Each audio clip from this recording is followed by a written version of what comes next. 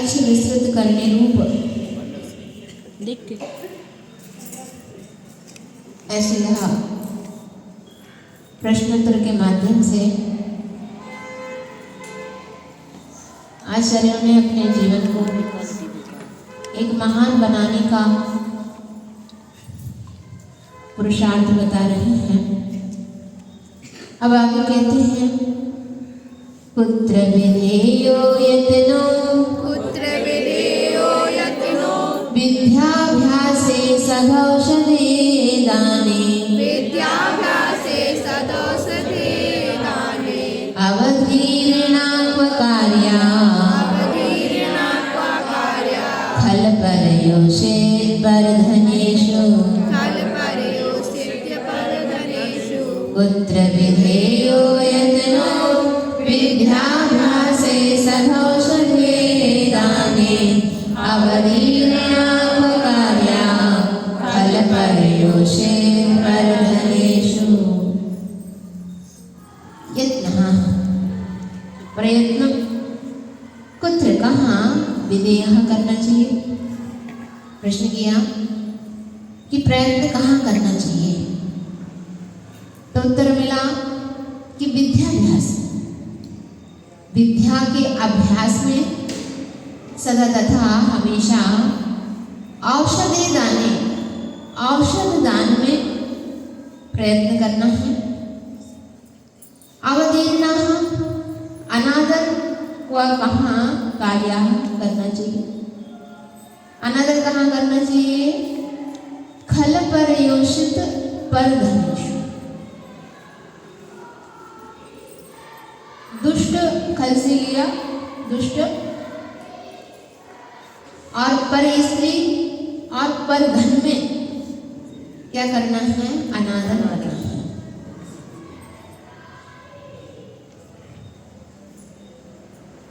तो कहते हैं प्रयत्न कहाँ करें, अपने पास पुरुषार्थ, वैसे भगवान ने तो 4 पुरुषार्थ बताए ही हैं, फिर भी विशेष रूप से हमारे लिए प्रयत्न कहाँ करें।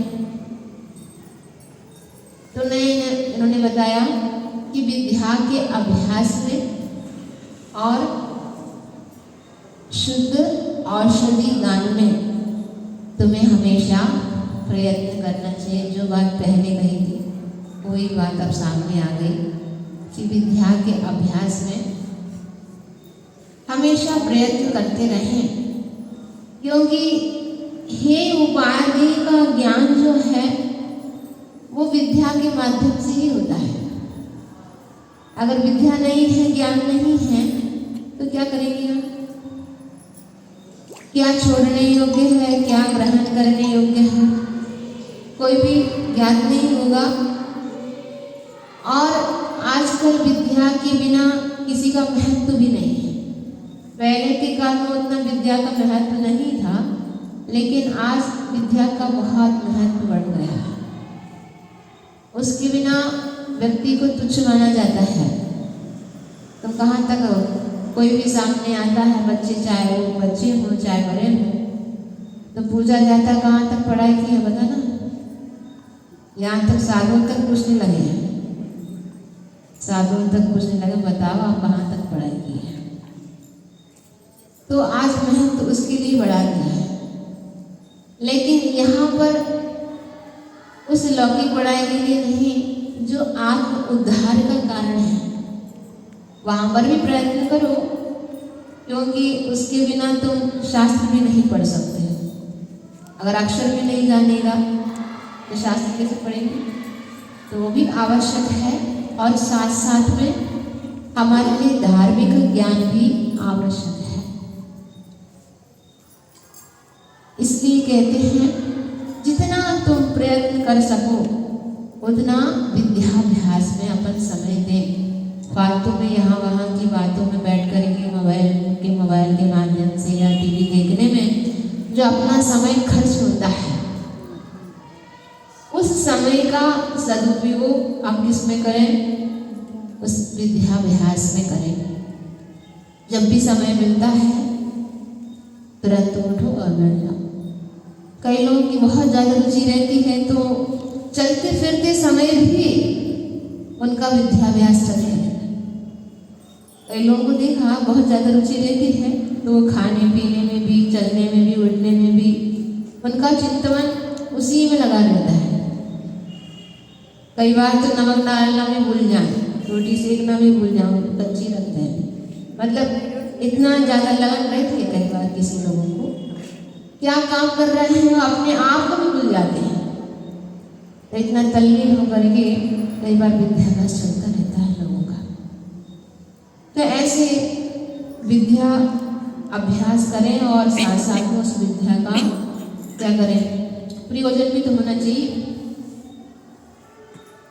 तो विद्या शब्द के कई अर्थ होते हैं, तो यहाँ पर विद्या का प्रयोजन जो विद्या का अर्जन करता है या उस अर्थ को जानता है वो कौन कहलाता है? विद्यार्थी है। विद्यार्थी नहीं कहलाते। तो कई तरह की विद्याएं होती हैं, मात्र एक ज्ञान अर्जन करना ही विद्या नहीं है। जितनी भी कलाएं कहलाती हैं वे सभी विद्या में ही आती हैं। और एक विद्या सिद्ध करना वो भी अलग बात हो गई, है ना। तो ऐसे शस्त्र विद्या, संगीत विद्या सब विद्या ही है। नृत्य विद्या, न्याय, आयुर्वेदिक, चित्रकार, ज्योतिष, ये सब कई तरह की विद्याएं होती हैं। 72 कला और 64 कलाओं में प्रसिद्ध प्रवीण हुआ करते थे पहले के लोग, पुरुष और नर नारी जो हैं। तो ऐसी सभी कलाओं में पारंगत होना बहुत विरले ही आत्माएं हो पाती हैं। फिर भी इन्होंने कहा है कि सभी विद्याओं में अपन को क्या करना चाहिए? प्रयत्न करना, कभी हारना नहीं, क्योंकि कोशिश करने वालों की हार नहीं होती। हाँ, अब कविता बनानी है ना, तो ऐसी कविता बनती है। कोशिश करने वालों की हार नहीं होती। और एक सबसे बड़ी विद्या है केवल ज्ञान। क्या है सबसे बड़ी विद्या? तो केवल ज्ञान है। जितना भी जो भी क्रिया है, कार्य है हम करते हैं, किसके लिए कर रहे हैं? किसके लिए कर रहे हैं? उसी को पाने के लिए कर रहे हैं। चाहे वो तपस्या हो, हाँ तपस्या हो, आवश्यक हो, धर्म हो, ध्यान है, सब कुछ किसके लिए? उस पूर्ण विद्या को पाने के लिए, उस केवल ज्ञान को पाने के लिए हम पुरुषार्थ इसके लिए कह रहे हैं। उस केवल ज्ञान को पाने के लिए तुम्हें हमेशा क्या करना है? प्रयत्न करना है, याद तो करना ही है। और यहाँ पर और ज़्यादा पुरुषार्थ की आवश्यकता है। याद तो तुम नकल भी कर लो, चल जाएगा, लिख के आ जाओगे, पास हो जाओ, लेकिन यहाँ पर वो नहीं चलना है। या नकल नहीं, नकल के लिए भी अकल चाहिए यहाँ पर, नहीं तो तुम भी निराश बन जाओ और खड़े हो जाओ, मात्र उससे नहीं होना है। अंतरंग की बात है, जब तक अंतरंग में अपने परिग्रह से रहित नहीं हो जाएंगे तब तक केवल ज्ञान होने वाला नहीं है। घर में बैठे बैठे नहीं होता है। इसलिए उस केवल ज्ञान पाने के लिए, पूर्ण ज्ञान पाने के लिए हमें हमेशा जब तक ना मिले तब तक हम पुरुषार्थरत रहेंगे, कभी छोड़ेंगे ही नहीं। तो कभी ना कभी तो पाना ही है। उद्देश्य तो वही है, लक्ष्य तो वही बना करके हम काम कर रहे हैं। तो उद्देश्य जब तक लक्ष्य नहीं मिलेगा तब तक कोशिश करते रहेंगे, पा करके रहेंगे, छोड़ेंगे नहीं, भले कितने भी जीवन लग जाए। अब इस जीवन में तो मिलना नहीं है, फिर भी निकट तक तो पहुंच ही सकते हैं, लेकिन किसी न किसी भाव में पा करके रहेंगे। इस तरह का पुरुषार्थ प्रयत्न करना है। तो इस तरह विद्याभ्यास में भी प्रयत्न करना है और साथ साथ में शुद्ध औषधि के दान में भी हमेशा प्रयत्न प्रयत्न करना चाहिए। आजकल औषध दान तो देते हैं, लेकिन स्वार्थ भी पीछे लगा हुआ रहता है, वो औषध दान काम का नहीं होता। इसलिए वहाँ पर दान जब कहा है तो वहाँ पर एक शब्द रखा है कि अनुपेक्षितोपचार। क्या रखा? अनुपेक्षितोपचार, मतलब उपेक्षा से रहित होकर के, मतलब अपेक्षा से रहित होकर के तुम्हें दान देना है। चाहे वो आहार दान हो, चाहे वो औषध दान हो, अनुष्ठान हो, उपकरण, कोई सा भी दान हो, तो उसमें अपेक्षाएं नहीं होना। तो सबसे पहले मैं तो वही है, तो उसमें भी हमें प्रयत्न करना है। यहाँ पर आहार दान के लिए नहीं, आहार दान देने में तुम्हें हमेशा प्रयत्न करना चाहिए। औषधि दान में कहा है, ऐसा क्यों? ऐसा क्या? क्योंकि औषध दान भी एक बड़ा माना जाता है। आहार दान तो हर व्यक्ति दे सकता है, लेकिन औषध दान हर व्यक्ति कर नहीं सकता। और उसमें भी शुद्ध औषधि देना, फिर तो और बड़ी बात हो गई।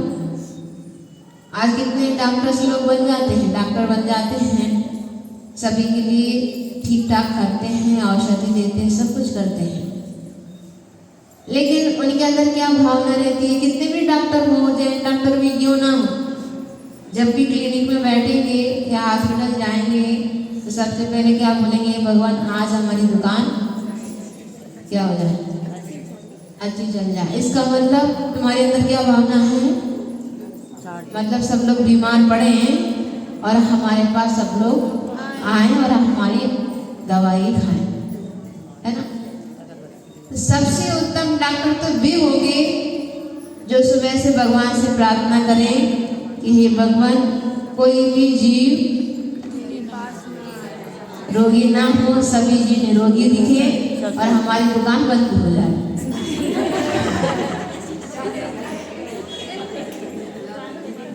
अरे जब ऐसी भावना आएगी तो कम से कम भावना भाने में क्या जा रहा है? भावना भाने में क्या जा रहा है?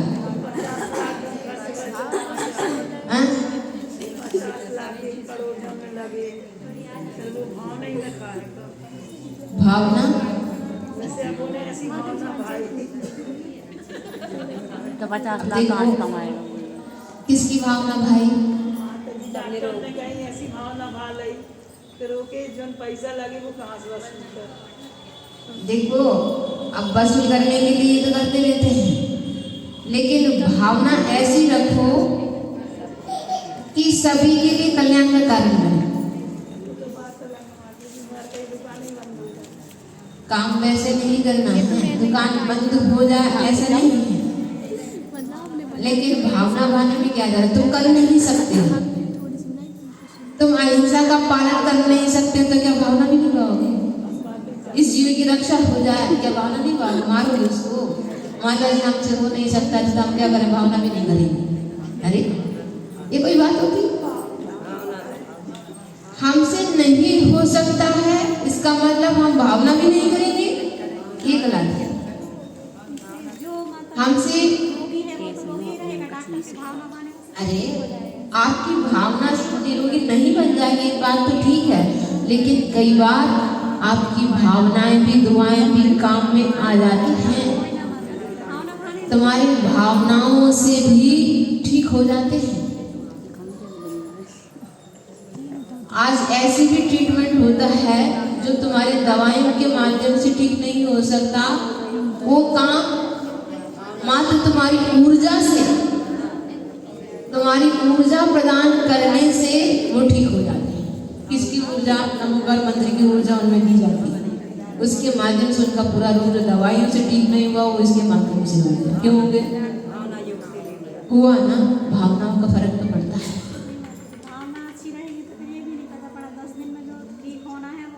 पहले भी ठीक हो सकते हैं, 20 दिन तक चलाते रहते हो। बहुत। इसलिए तो आचार्य ने माटी में लिखा है, जब दवा काम नहीं आती तब दुआ काम में आती। आचार्य तक कहा है, मेरी वाणी नहीं तब सब बच्चा मेरी वाणी आचार्यों की है।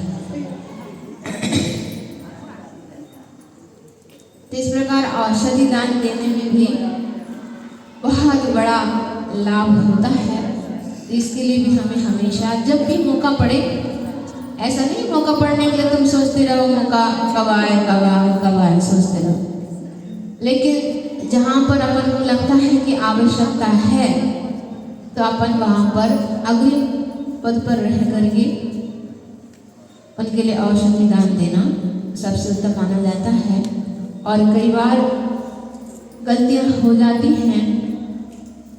एक उदाहरण तो आप लोगों ने सुना ही था, जिसमें वैद्य जी ने औषध दान दिया और उन्होंने अभिमान रख लिया, तो उसके बाद 53 पर्याय में गए बंदर बने।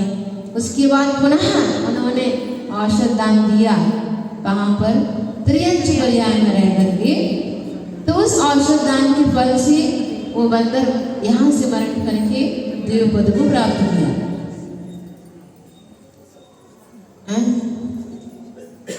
क्या नहीं सुना? अब कई बार चुप जाते हो, रोज आते रहो तो सुनने मिले। तो ऐसे वो श्री कृष्ण का उदाहरण, जिन्होंने उस औषध दान के फल से आगे जाकर के तीर्थंकर पद पाने का सौभाग्य प्राप्त किया है।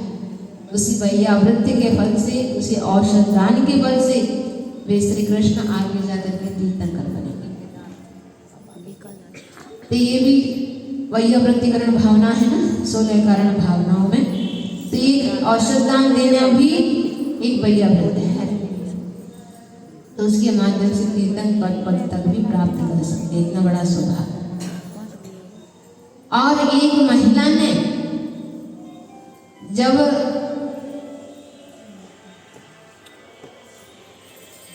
सर्वौषधि रीति प्राप्त की थी, जिसके माध्यम से ऐसी महिला हुई कि जिसके स्नान के जल से पूरा विशल्य अलग है, अनंगसरा भी नहीं। ये वृषभ से यहाँ का उदाहरण है, आप लोग शास्त्राचार्य में पढ़ सकते हैं। तो वहां पर उसके स्नान के जल से रोग ठीक हो जाता है। किसी को मालूम नहीं था, ना उसको मालूम। जब ये श्वान ने मतलब कुत्ता ने बहुत रोगी था, तो जब जल जो भरा हुआ था उसका स्नान का, उसमें उलट पुलट हो गया, तो उसका रोग पूरा ठीक हो गया। तो जब उसको देखा लोगों ने, तब से जाना कि इसके शरीर के अंदर सर्वौषधि है, इसके स्नान के जल से रोग ठीक हो जाता है। तो सब लोग लेके जाते थे। और एक बार राजा के लिए इतना भयानक रोग हो गया कि किसी के माध्यम से ठीक नहीं हो रहा था। तो सब तब जाकर के मंत्री ने उसके लिए बताया कि आप क्षमा करें, आप इतने बड़े राजा हो, आपके लिए तो हम कह नहीं सकते हैं, फिर भी अगर रोग से मुक्त होना हो तो एक ही उपाय है कि उसके स्नान के जल से आप रोग ठीक हो सकता है। कि जैसे कैसे भी रोग ठीक होना, मुझे जो करना हो तो सब करने के लिए तैयार है। तो बस उसके स्नान के जल से उसको चिढ़काया, लगाया, तो पूरा ठीक हो गया। तो कहा आप उसको मेरे पास ही रख दो, उस बेटी को मेरे लिए इतनी बड़ी जब वृद्धि है, उसके पास इतनी बड़ी शक्ति है, तो मेरे लिए रहे। तो उसके साथ विवाह हो गया, रानी बन गई। और उसके बाद एक तरफ तो रानी बन गई, और किसी ने आकर के साल दिया, 2 तरह के साल लाए, तो एक रानी को दे दिया, एक मंत्री को दे दिया। और जब बैठते हैं तो उलट पुलट हो गया। बहुत बड़ी कहानी है, हम तो शार्ट में सुना रहे हैं। तो यहाँ पर वो राजा ने देख करके मंत्री का जो साल है रानी के ऊपर, और रानी का जो नाम लिखा हुआ था वो मंत्री के ऊपर, एक ऐसा हो गया। अब बैठने में हो गया होगा उल्टा, लेकिन उनका मन गलत विचार की ओर चला गया, कुछ और सोचने लगे, पर उस पर अपवाद लग गया, चलो यहाँ से बाहर। तो उसको बाहर कर दिया। तब जाकर के वो बीच में एक मुनिराज मिल गए। मुनिराज से पूछती है, हे गुरुदेव, एक तरफ से मेरे लिए एक इतनी बड़ी शक्ति और एक तरफ इतना बड़ा अपवाद मेरे जीवन में, एक ही जीवन में ऐसा क्यों घटा? तब मुनिराज ने कहा कि तुमने पूर्व भाव में क्या किया था?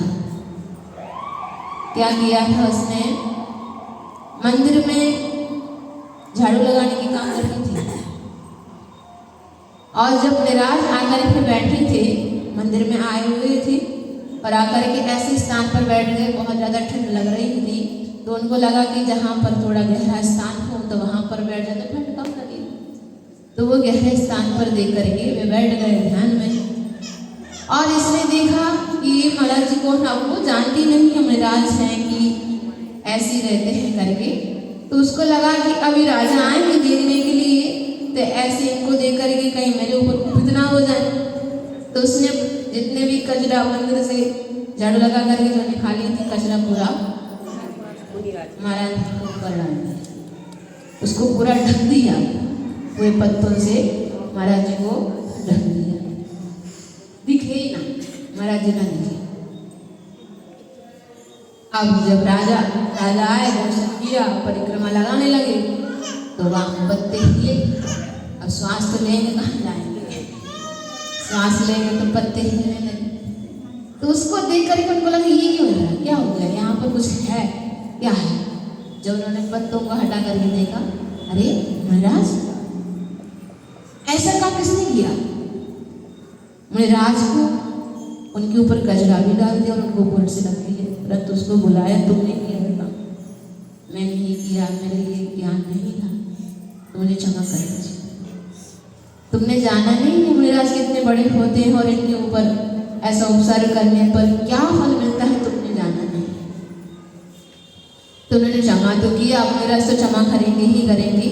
राजा ने बात को समझाया उसको, तो उसको इतना पश्चाताप हुआ, इतना पश्चाताप हुआ, तो आखिर उस कचरे को अंदर श्वास में धूल वगैरह अंदर चली जाती है, उसके माध्यम से उनके अंदर रोग पैदा होने लगा मुनिराज के अंदर।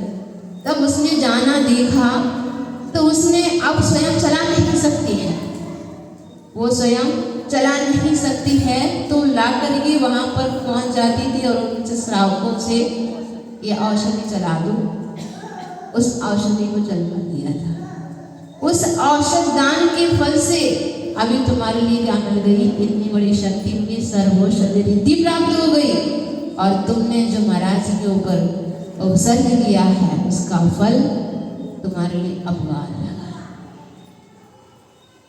ऐसा महाराज ने वहां पर उनके लिए बताया। ऐसे एकमात्र तुरंत अपने हाथों से दिया नहीं, मात्र ला करके वहां पर पहुंचा ही था। इतना बड़ा औषध दान देने से जब इतनी बड़ी शक्ति मिल सकती है, और तुम लोग तो अपने हाथों से ही देते रहते हो, तो फिर तो तुम लोग को कितना बड़ा फल मिलेगा? नहीं मिलेगा? हाँ मिलेगा, क्यों नहीं मिलेगा? करोगे तब ना मिलेगा, नहीं तो तुम ऐसे समझा भी नहीं करेंगे। जब त्रियांश बन जाएंगे ना, वो बंदर जैसे, तब करेंगे। अब मिला है सौभाग्य, जहाँ मौका मिले तुरंत आहार और औषध दान देने में अपन को आगे रह करके अपना कर्तव्य निभाना चाहिए, उसमें ज़्यादा प्रयत्न करना चाहिए। तो कहा है, इसी बात को पद्यानुवाद में कहते हैं। एक और प्रश्न है ना, अभी तो एक ही प्रश्न हुआ। और एक और प्रश्न था कि अनादर कहाँ करना चाहिए। अभी तो प्रयत्न का हुआ, प्रयत्न दो जगह करना, विद्याभ्यास में और औषध दान देने में। और अनादर कहाँ करना है, मतलब आदर नहीं करना, विनय नहीं करना, उनके पास जाना नहीं, उनके पास बैठना नहीं, ऐसा काम करना नहीं। तो अनादर किससे करें? दुष्ट व्यक्ति से और पर स्त्री से और दूसरे के द्रव्य में अनादर करना चाहिए, देखना ही नहीं, उस अपनी दृष्टि उन पर पड़ेगी, ना उनके पास बैठे। ऐसे दुष्टजन मांस खाने वाले हैं, शराब पीने वाले हैं, कई हिंसाएं ज़्यादा करते हैं, जीव हत्या करते हैं और चोरी आदि करते हैं, लड़ाई झगड़े में अच्छे स्वभाव वाले हैं। तो ऐसे लोगों की संगति में अगर हम रहेंगे तो हमारा भी क्या होगा, क्या होगा, हम भी वैसे के वैसे बन जाएंगे। संगति का प्रभाव बहुत पड़ता है, इसलिए संगतियों से बचाएं, स्वयं भी बचें और अपने बच्चों को भी बचाएं। आप घर में तो अच्छे संस्कार देकर के अच्छे से रखते हो और जो ही बड़े हो जाते हैं, जब संभलने की बात आती है तभी आप बाहर भेज देते हो, तो वहाँ पर कैसी संगति मिलती है कि तुम्हें तो मालूम नहीं, तुम तो आराम से बैठ करके घर में यही सोचते रहते हो। क्या सोचते रहते हो? हमारे बच्चे तो बहुत अच्छे हैं, बहुत संस्कार बहुत अच्छे दिए हैं, वे तो पढ़ाई कर रहे होंगे, अच्छे से होशियार बनेंगे, तुम्हारे तो स्वप्न ये देखते रहते हैं। और वहाँ पर क्या हो जाता है, अगर गलत संगति मिल जाए तो बच्चे भी तुम्हारे संस्कार यहीं के यहीं रख के चले जाते हैं। इसलिए संगति का प्रभाव बहुत पड़ता है। तो इन लोगों से, ऐसे दुष्ट जीवों से, व्यक्तियों से हमें हमेशा अनादर करना है, उनके पास ना बैठे, ना उनसे बोलें, उनसे दूर रहें। ऐसा समझना है कि ये शस्त्र घात के समान है, यहाँ पर चाकू रखा हुआ, तलवार रखा हुआ है, उससे जैसे आप लोग दूर भग जाते हो, अग्नि से दूर भग जाते हो, ऐसे ही दुष्टजनों को देखते ही अपन को दूर चले जाना चाहिए। शराब की दुकान में भी जाकर के अगर तुम दूध पीते हो तो लोग क्या समझेंगे, शराब पी रहे हो। हाँ, इसलिए तुम भले अच्छे हो, तुम कुछ नहीं कर रहे हो, फिर भी उन सबके बीच में अगर तुम जाओगे तो तुम भी बदनाम नहीं हो जाओगे, इसलिए दूर रहना है। कई बच्चे आकर के बोलते हैं माता पिता से कि वे बच्चे मुझे मारते हैं, मार दिया मुझे, उन बच्चे ने मार दिया मुझे, वो हमेशा हमसे ज़्यादा लड़ाई झगड़ा करता रहता है। शिकायत ना करके माता पिता से कहें तो जो अच्छे माता पिता रहते हैं तो वो क्या कहेंगे, तुम भी लड़ के आओ, तुमका कम थे क्या, तुम्हारे पास भी तो वाला है, तुम भी लड़ के आते। जो ऐसा कहते हैं अच्छे माता पिता नहीं है। अच्छे माता पिता तो वे होंगे अगर वे मार रहे हैं, लड़ाई झगड़ा कर रहे हैं, दूर हो जाओ। अब उसके पास जाना नहीं, ना उसके साथ खेलना है, ना उसके साथ बैठना है, अब उससे दूर रहो, इतना ही कहा जाएगा। वो सबसे अच्छे माता पिता है। तो अपने आप को संभालो, दूसरों को संभालने का क्या है? अपने आप समझ जाओ तो दूसरों की संभालने की आवश्यकता नहीं है। उनके जो होगा सब होगा, अपना जीवन तो संभाल ले कम से कम, नहीं तो दूसरों के पराये को देख करके अपना जीवन भी ना खो दे। तो इस तरह दुष्ट व्यक्तियों से दूर रहना। और जो परी स्त्री हैं, परी स्त्री से यहाँ पर क्या लेना, जो विवाहित हो चाहे वो अविवाहित हो, सभी तुम्हारे लिए परी स्त्री हैं। अपनी स्त्री के अलावा सभी परी स्त्री ही कहलाएंगे और पर पुरुष ही कहलाएंगे। ये मात्र नहीं समझना आप लोग, यहाँ तो परी स्त्री लिखा है तो हम लोग के लिए तो छूट है, तुम लोगों के लिए यहाँ पर कोई भी शास्त्र, मात्र शास्त्र में ही नहीं है, कोई भी शास्त्र जब शास्त्रों में वर्णन करते हैं तो पुरुषों को लेकर के ही वर्णन करते हैं। क्यों करते हैं बताओ? आचार्यों ने लिखे। आचार्य तो लिखते ही हैं। अच्छा, वे पुरुष हैं तो पुरुष का पक्ष लिखे, ऐसा नहीं, ऐसा पहले शिक्षा पुरुषों को ही मिलती थी और स्वाध्याय पुरुषों के माध्यम से। क्यों? क्योंकि उनके अंदर अभी अधिकार है। क्या किसका अधिकार है? सब कुछ करने का अधिकार नहीं है, लेकिन मोक्ष पुरुषार्थ करने का भी, चारों पुरुषार्थ करने का उनके अंदर अधिकार है। दरवाजा खोलने का अधिकार है उनके पास सभी मोक्ष जाने का। इसलिए हर एक शास्त्रों में पुरुषों को आगे रख करके ही वर्णन करते हैं। इसका मतलब हम ये नहीं समझे कि पुरुषों के लिए ही है, स्त्रियों के लिए नहीं है। ये अपन स्वयं समझे इस बात को कि ये स्त्रियों के लिए भी जैसे मैंने पर स्त्री कहा है, ऐसे ही पर पुरुष के भी अपन को अर्थ लगा लेना चाहिए। तो उनसे हमेशा दूर रहें, उनके प्रति आदर नहीं करना, विनय नहीं करना, नहीं तो तुम्हारा जो शील वो भी खतरे में चलेगा। कहाँ पर पिघलना है और कहाँ पर अग्नि की तरह रहना है, ये भी समझने की आवश्यकता है।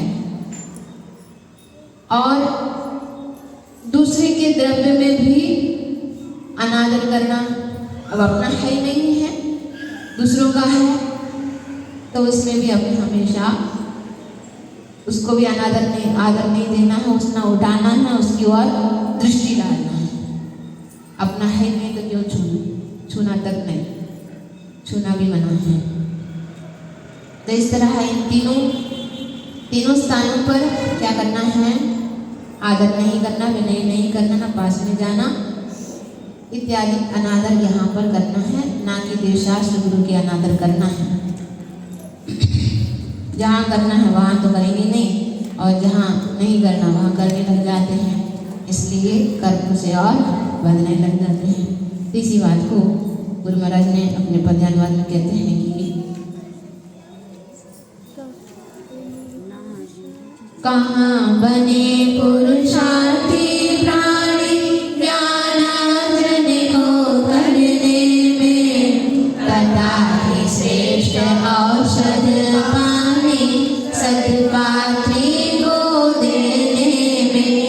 कहाँ उपेक्षा करे आत्मा, दुर्जन परतीय पर धन में, ज्ञान दान गुण वर्धन कारण, अपनावे सजीवन में। बोले महावीर भगवान की जय।